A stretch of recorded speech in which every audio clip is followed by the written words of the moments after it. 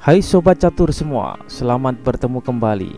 Dalam video kali ini, saya akan menampilkan sebuah pertandingan antara manusia dengan mesin, yaitu manusia yang diwakili oleh Garry Kasparov melawan mesin yang bernama Deep Junior.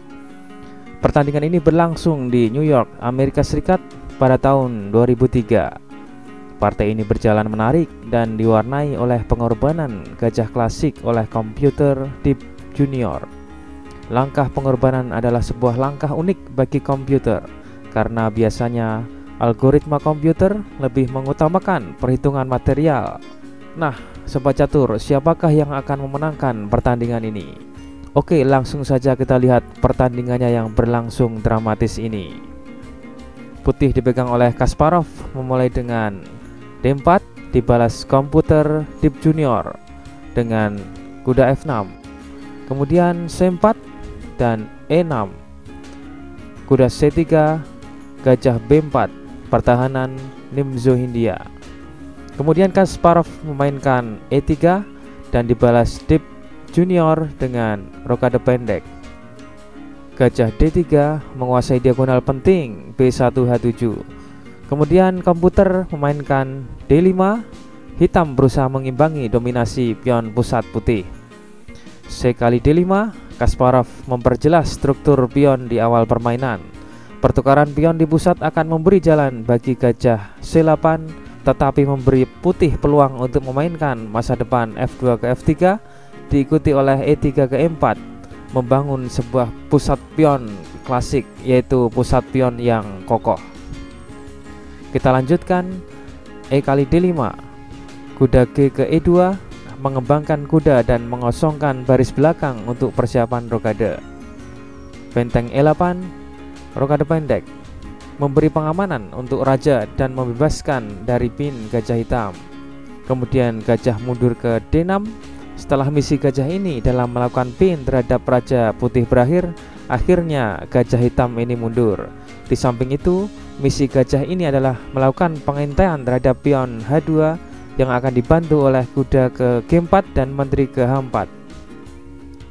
A3, sebuah langkah preventif oleh Kasparov, namun dia punya alasan konkret untuk menunda langkah F3 sebagai langkah pencegah hitam.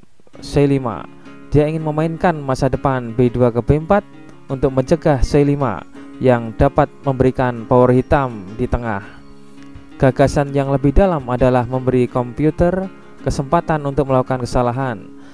Kasparov berharap untuk mendorong langkah pengembangan prematur gajah hitam ke G4 karena akan langsung dibalas F3 sehingga berharap menang satu tempo. Kita lanjutkan. Setelah putih memainkan A3, kemudian hitam memainkan C6. Kemudian dibalas Kasparov dengan menteri ke C2. Kembali Kasparov berharap komputer Deep Junior melakukan kesalahan dengan langkah gajah ke G4 karena akan dibalas dengan F3 yang memaksa gajah mundur ke H5. Setelah itu putih bisa bermain E4 yang memiliki pion pusat yang kuat dan inisiatif yang kuat. Setelah itu putih masih mempunyai ancaman dengan E5, mengusir kuda F6 dan melakukan pengorbanan gajah di H7. Gajah kali H2 skak. Para penonton dan juga Kasparov mungkin agak terkejut dengan langkah pengorbanan komputer ini. Komputer tidak seharusnya mengorbankan material kecuali algoritma mereka menunjukkan bahwa pemulihan atau kompensasi akan terjadi segera. Mungkinkah pengorbanan gajah klasik ini benar-benar bekerja? Akankah Kasparov akan dibuat hancur dan diayun-ayunkan? Kasparov tidak punya pilihan lain selain menerima tawaran pengorbanan dengan raja kali H2, kuda G4 skak, kemudian raja ke G3. Apabila raja putih mundur ke G1, maka akan dihukum oleh hitam dengan menteri H4 mengancam mat di H2, kemudian benteng D1, menteri kali F2 skak, raja ke H1, dan benteng kali E3 dengan ancaman benteng ke H3. Apabila dipukul pion, maka menteri ke H2 skak mat. Apabila benteng dipukul oleh gajah, maka akan dipukul kembali oleh kuda hitam dengan ancaman balik ke mat di G2 dan sambil mengancam Menteri Putih. Kita kembali setelah Raja bergerak ke G3, maka dibalas hitam dengan Menteri ke G5, mempersiapkan ancaman discover skak ketika kuda hitam pindah. Ancaman discover skak ini akan menyebabkan kuda hitam ini dapat melahap apa saja yang ia sukai tanpa rintangan. Kemudian dibalas putih dengan F4.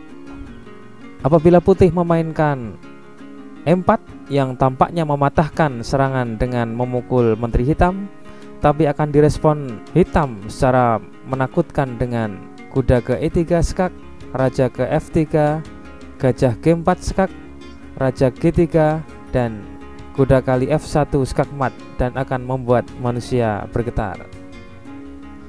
Setelah putih memainkan F4, maka hitam memainkan Menteri H5, gajah D2, mengkoneksikan kedua bentengnya dan ada ancaman benteng ke H1 dan gajah pukul pion H7. Putih sekarang tidak hanya menghentikan serangan hitam, tapi juga berpotensi mendapatkan Menteri hitam. Menteri H2 skak, raja ke F3, Menteri H4 mengancam mat kuda ke H2. Benteng putih F1 juga tidak dapat bergerak ke H1 karena harus mengawal petak F2. Gajah kali H7 skak, raja H8.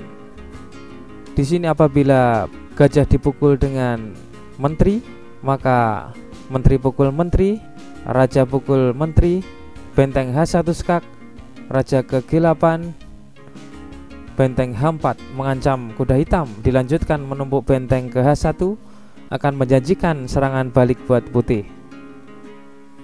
Kita kembali setelah hitam memainkan rajanya ke H8, maka putih membalas dengan kuda ke G3, menutup kontrol Menteri hitam terhadap peta F2 dan balik mengancam dengan benteng ke H1. Oleh karena itu, hitam membuat langkah paksaan dengan kuda H2 skak, raja F2, kuda G4 skak, raja F3, kuda H2 skak. Setelah melalui pengulangan langkah 3 kali, akhirnya pertandingan disepakati draw. Sungguh sebuah partai yang dramatis. Hitam tidak dapat memaksakan serangannya dan harus mengambil langkah ini karena ada ancaman putih dengan benteng H1 yang dapat mengubah kemenangan buat putih. Jadi tema pelajaran pada partai kali ini adalah posisi pengorbanan gajah klasik. Ada sebuah pertanyaan, mengapa komputer Deep Blue mengorbankan gajah di H2 setelah menunggu Menteri Putih bergerak ke C2? Mari kita lihat. Di langkah aslinya, ketika putih memainkan A3, kemudian C6 dan Menteri ke C2, kemudian hitam baru memainkan pengorbanan dengan gajah kali H2. Lalu mengapa hitam tidak mengorbankan gajahnya ke H2 pada posisi seperti ini? Karena apabila hitam langsung melakukan pengorbanan gajahnya dengan gajah kali H2 skak, maka raja kali H2, kuda ke G4 skak, raja ke G3, Menteri G5, F4, Menteri H5, dan putih mempunyai kesempatan memainkan benteng H1 karena antara benteng dan menterinya masih terkoneksi dan serangan hitam akan gagal. Ada ancaman balik ke pion H7. Dan untuk Kasparov dengan memilih langkah masuk akal Menteri ke C2, yaitu sebuah langkah menunggu dengan harapan memancing gajah hitam ke G4, dia secara tidak sengaja telah mengilhami bab baru dalam pengorbanan gajah klasik. Oke Sobat Catur, demikianlah partai yang berakhir draw tapi dramatis ini. Semoga menambah wawasan kita dalam bermain catur.